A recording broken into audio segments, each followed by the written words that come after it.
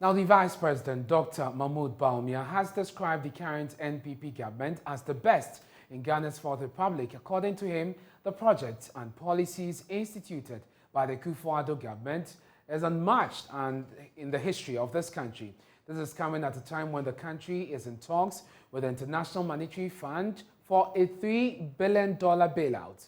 He was speaking at the party's Thanksgiving service held at its headquarters here in Accra. This wonderful video.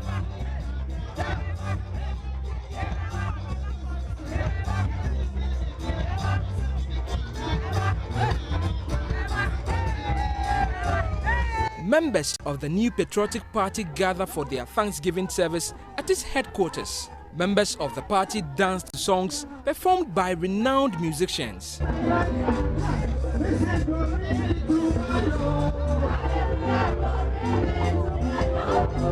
Indicating ansan wafia konwa so emfa ho sene yatibia onyame ankasa ebedane noma ma ayeye. For them, 2022 has been a turbulent year, and it will take prayer and supplication to turn things around. We ask peace to prevail in our nation, even in the name of Jesus. Leadership of the party says it is optimistic that economic conditions will improve in 2023. Here is General Secretary of the party, Justin Frimpong Kodia. Oko Psalm 91, verse 7 now. Or 6,000 shall fall at our side, and 10,000 at our right hand side. But no harm shall come near us. I fear Baba Simo, upon some she say, Ninano, Empire. Yes, Senya say 2023. Enye Shirafe Emma MPP. Yes, Senya say 2023. Sidina na huadina pejano empejanko biem. Yes, Senya Kopon say, and Dr. Pinchit Waha economic mizaya wahano 2023 yesi kasem nebejna ye. Meanwhile, the party has set aside the last Wednesday of every month as a day of prayers where all members, particularly women, are expected to pray for the party. Namebua afie babe simono. The last Wednesday of every month, as a party, no, you be too sad and siho near Bompaye near the Adanyamiasi. Yes, she infinu ye the better nasikeke. Addressing the audience, Vice President Alhaji Mahmoud Bawumia said the NPP will go down as the best government in the Fourth Republic.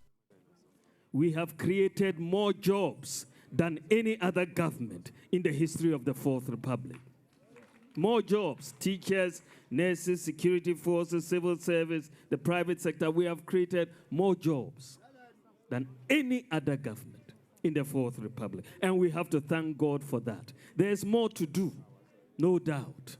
But our record puts us as #1 of any government in the Fourth Republic as far as job creation is concerned. We have built more roads than any other government in the Fourth Republic.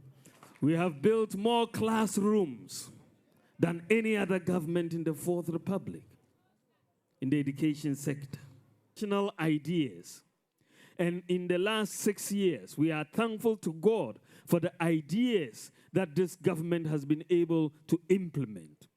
One constituency, one ambulance. One district, one factory. One village, one dam. Zongo Development Fund. The planting for food and jobs. Zipline drones, which are delivering medicine all across the country. We've implemented the Ghana card. 17 million people have been enrolled. Although the country is faced with many challenges, Dr. Bawumia believes the NPP is best placed to resolve every one of them. These are all ideas that this country is benefiting from. And these are ideas that did not exist before. And we have God Almighty to thank. This doesn't mean our challenges are over. No, the challenges will always be there. And when we face the challenges, I believe the MPP government is the best government to deal with the challenges that we are facing. There's no doubt about it. In 2023, the party will elect a flag bearer who will lead it into the 2024 general elections. For Joy News, Michael Ashale. So Dr. Bawumia has spoken. What do you think? Go onto our social media handles. It's Facebook, Twitter, and let's hear some of you comment on that. But some of you have already been speaking. Let's take a few of those comments on our Facebook page. This one says, the jokes are becoming too many. Dr. Bawumia should apologize to all Ghanaians for this unpardonable political utterance. This one says, LOL, the confidence and youthful exuberance alone speaks volumes. What's our unemployment rate now? Even in church, we still lie to our fellows who can feel and see the atrocities they are going through each blessed day under your incompetent leaderships. And we'll pick one final one, says, always on point. Good job, Mr. Vice President. That's Hamadan Abubakari. Minority in Parliament saying they will file a criminal complaint to the police to look into the theft that has taken place at the site of the abandoned Saglemi housing project. During a visit to the site in November with journalists, it became clear that most fittings from the doors to electrical items have been stolen due to the lack of security around the project. Deputy Ranking Member on the Works and Housing Committee, Andrew Dari Chiwete, tells Joy News the police must go to the bottom of the case and bring perpetrators to book. We intend to report this matter to the police. Oh, yes. Police? Yes. Yeah, you told me that. Yes. I was supposed to. I was supposed to go there. Why are you involving the police? Is this why? Is that you saw the thievery there? Yeah, so the police should go and look for the thieves who have stolen them. And look, well, our intention is to even get the speaker. Look, that project must be investigated. Whoever that but the government is already investigating members of your party, including a colleague in parliament, who they are accused of, changing the terms, doing things illegally. How long does it have to take President Akufo-Addo, who is a lawyer, to investigate a former minister? So what government is doing that? You want to do another investigation into what exactly? We are going to investigate into how people got access to the buildings and stole all the things. That is what we are going to investigate into. Whoever that superintendent the thievery, that person must be brought to book. It was a duty of someone to watch over the project. That person probably failed, or that person intentionally organized people to go and pick out whatever. Quality doors imported, glasses imported, very quality items. You saw the fittings. Probably a planting to devalue the project so that they can sell it at a very low distance to their client. You see, you keep talking about a private person. You go into this project, you get to know that it's a party member, it's a family member, or it's a friend to a family member. Despite being heavily criticized for appointing more than 10 Supreme Court judges since 2017, President Akufo-Addo says he expects Parliament to approve the remaining 2 of his recent 4 nominees to enable them to replace recently retired judges. Now, 2 of the justices, George Kumsin and Ernest Kojo, were vetted alongside 2 others, but have not received parliamentary approval. While Justice Kumsin's role on the Judicial Committee came out very strongly during his vetting, Justice Kojo's recent membership of the NPP was also topical amid further concerns that the president was appointing too many judges to the Apex Court. Now, speaking at the ceremony to swear in the other judges who were approved by Parliament, President Akufo-Addo explained why it is important for the judges to take office as soon as possible. I refer to Justice Barbara Francis Akayensu and Justice Samuel Kwame Adibu Asiedu, who have been appointed to succeed 2 justices of the court, the late Justice Samuel Mafosao, who passed away on 10th August 2021, and Justice Yao Apao, who retired on 2nd August 2021. I await Parliament's approval of the 2 remaining nominees, Justice George Kingsley Kumsin and Justice Ernest Yao Yewu, to fill the vacancies created as a result of the retirement of Justice Clemens Honyenuga, which took place on 24 September 2022, and Justice Agnes George, who retired on 2nd October 2022. Now, he's also touched on what he expects of the new judges and the Supreme Court judge, the Supreme Court for that matter. Justices, more so justices of the Supreme Court, must be learned, know their case law, and ensure their decisions and judgments are properly motivated. It is in this manner that judges contribute to the orderly development of the nation. So to our new Supreme Court judges, it is extremely important for you to bear in mind that the growth of our nation demands that we have a judiciary that commands the respect of the people by the quality of its delivery of justice, as well as by the comportment of its judges.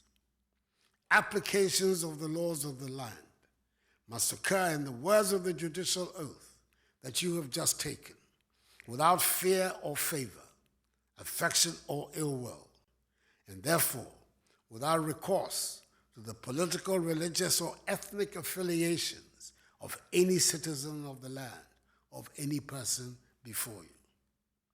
When a person falls foul of the law, society demands that the person will be dealt with accordingly, and law enforcement agencies, including the Supreme Court, must ensure that this is done. That is the true meaning of the concept of equality before the law, and I'm confident that you will uphold it and distinguish yourselves in the work of the court. All of us, from the executive, legislature, judiciary, public sector, security agencies, private sector, political parties, civil society, professional and trade associations, religious bodies, traditional authorities, and ordinary citizens have a collective responsibility to work together with our different views and our different perspectives for the Ghana project, a united Ghana driven by considerations of social justice and solidarity. One of the newly sworn-in judges, Barbara Kayensu, assured of fidelity to the Constitution.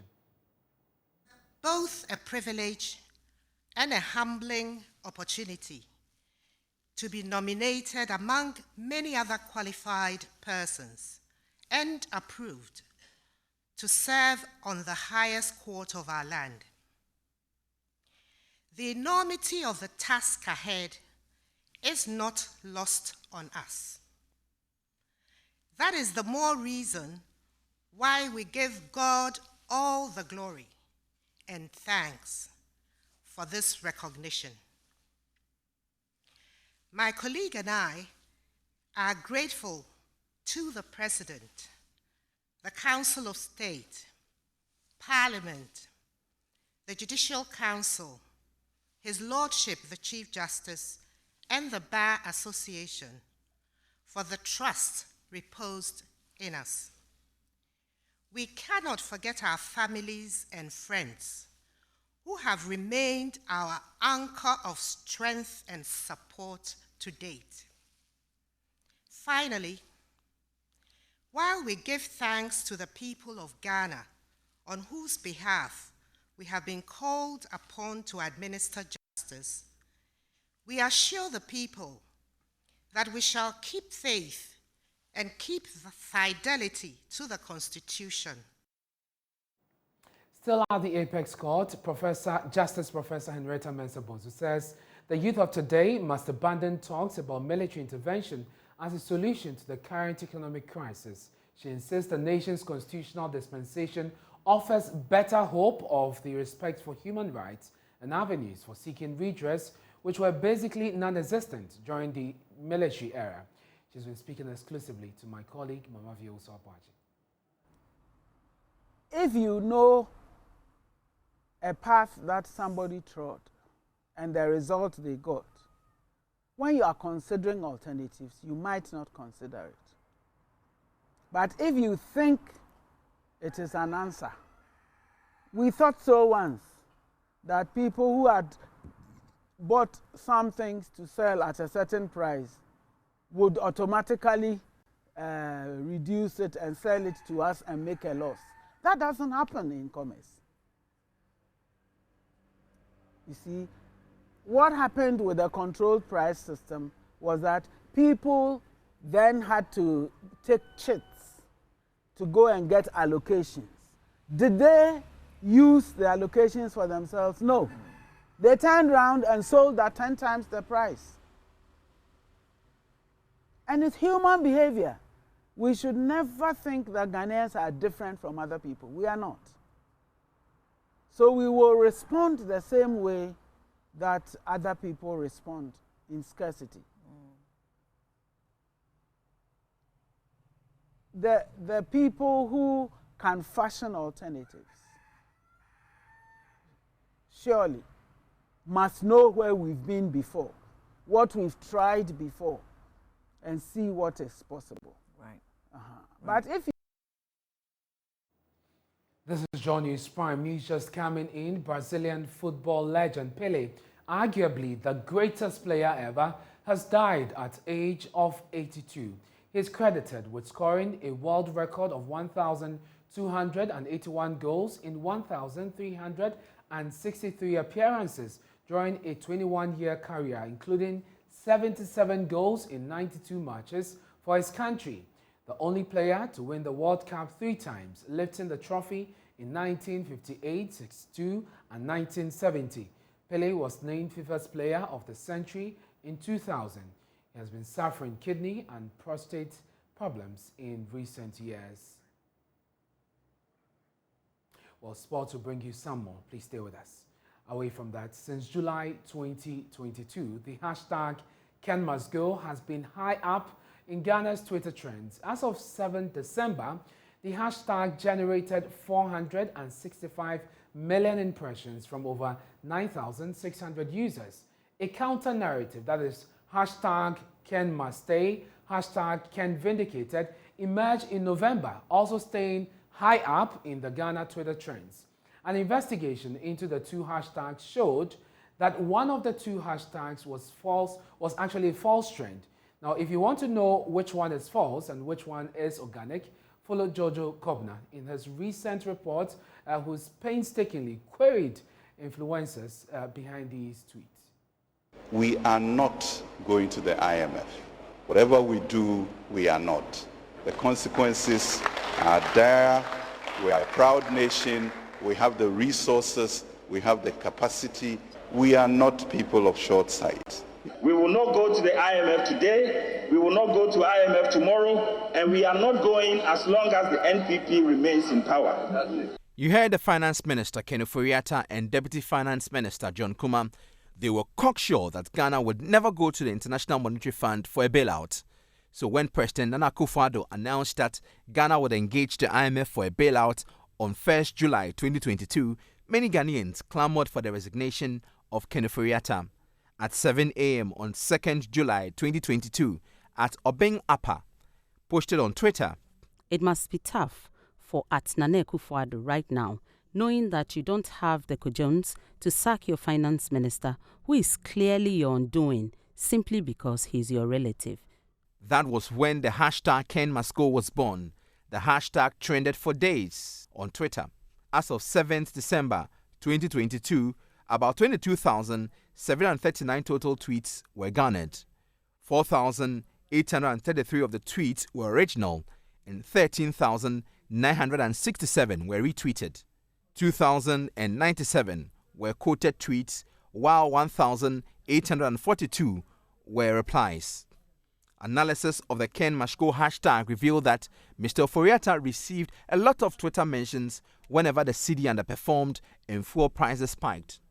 On 25th October 2022, 85 majority MPs shockingly held a press conference demanding the immediate sacking or resignation of Mr. Ken Ofori-Atta. In the interest of our side of government to remove our minister. But whatever it takes for the government to put in place the right measures, if it requires removing all the cabinet ministers and setting up a new government, we will support it.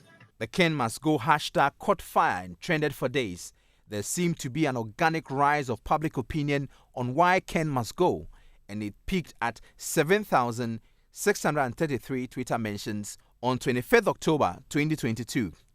Anytime the cedi depreciated, many users inundated Twitter with messages calling on the finance minister to be sacked or resign. Over 9,600 users tweeted the hashtag, and this generated about 465 million impressions. The most influential user of the Ken Must Go hashtag was MP for Notong Samuel Okudzeto Ablakwa, tweeting under the username S_Okudzeto Ablak. He used the hashtag 8 times and garnered 1,738 retweets.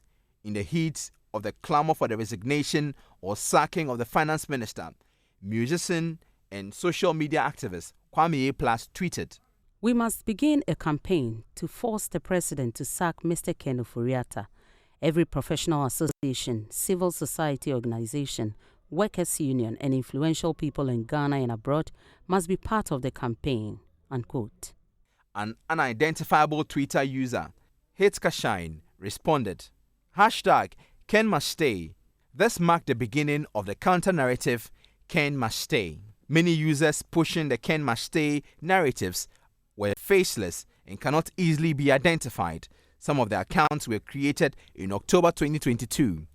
These accounts only tweeted Ken Must Stay content. The most retweeted Ken Must Stay tweet was sent out by @Mercy Kong on 19th November 2022. The tweet garnered 129 retweets and 151 likes. We identified 61 accounts involved in coordinated sharing of specific messages on Twitter using the hashtag Ken Must Stay. The seemingly scripted tweets shared by these accounts contained content extolling the finance minister's economic management prowess, urging him on to stay in office. Some of the scenarios are: the message, quote, "Undoubtedly, the Ministry of Finance is committed to working alongside all stakeholders to ensure we can reposition our economy back on a path of growth and prosperity. Finance Minister Ken Ofori-Atta, hashtag Ken Vindicated, hashtag Clueless NDC, hashtag Ken Must Stay." The breakdown. We identified 47 distinct accounts that tweeted the message 75 times. This means that certain accounts tweeted the message more than once.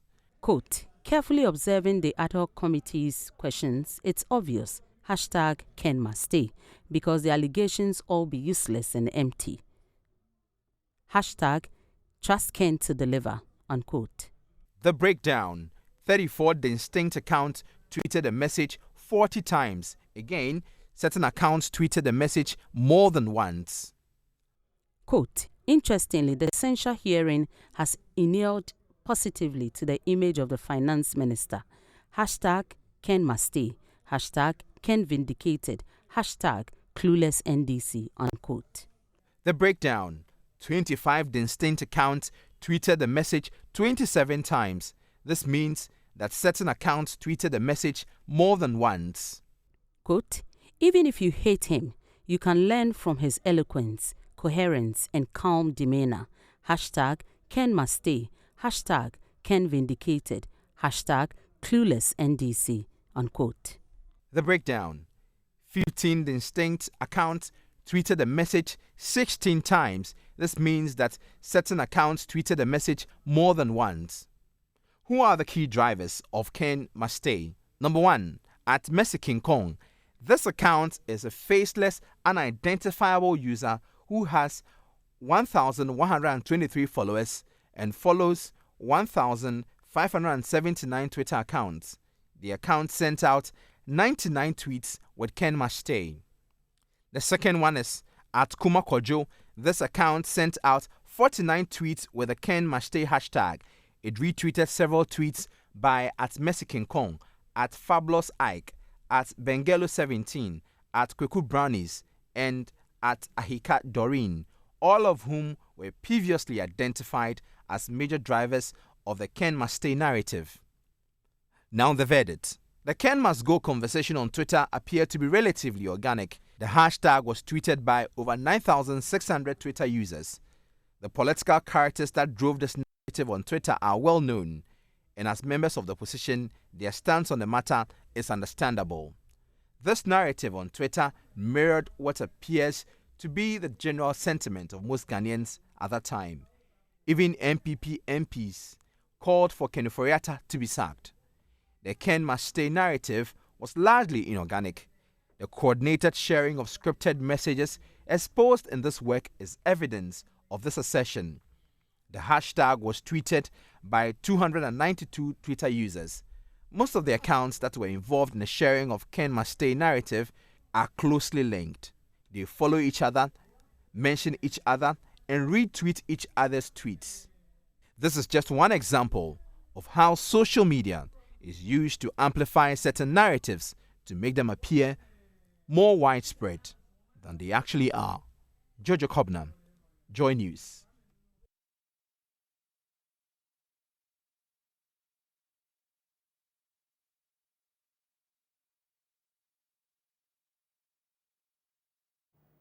And of course, now you know what the true views of Ghanaians were as far as the issue is concerned. When you go on to myjoyonline.com, we have the full report there for you. You can read, backed by real data.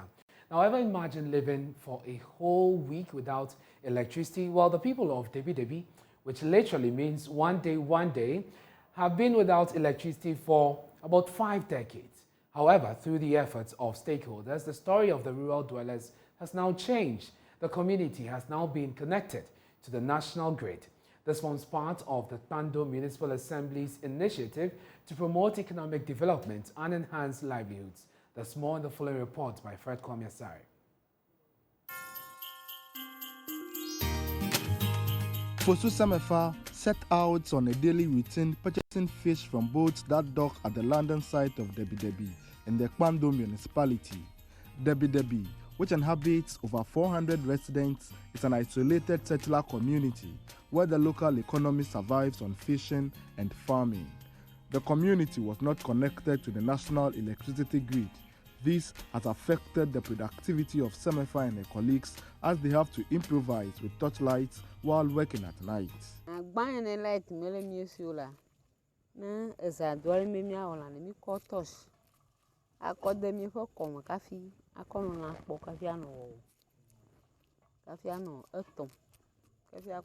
Because maybe Karoma kula toshe ele konkole no poko galasi alo ele no wo ko echi ebe na gugula dasi akpogbo kafi aga yi no wo.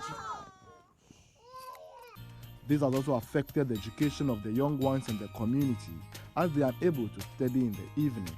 Nonetheless, in 2019, the government contracted Demsac Engineering Works Limited to extend the national electricity grid to Debi, Kujira, and Navega.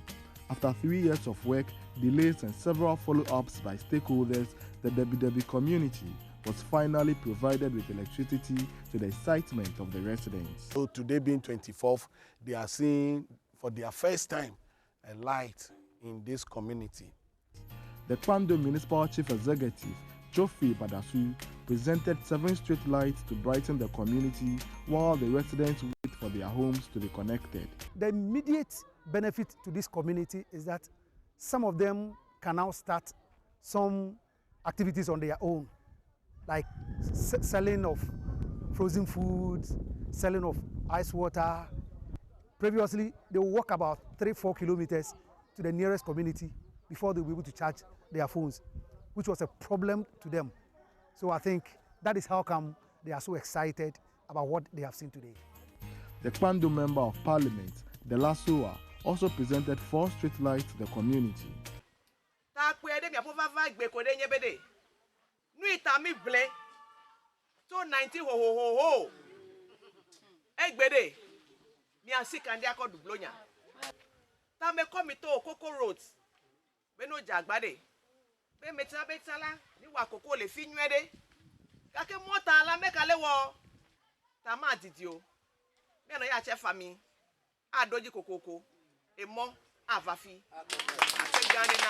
Due to the availability of electricity, Samefa and their colleagues would be able to process their fish at night with less stress. Because we come and we want to get here.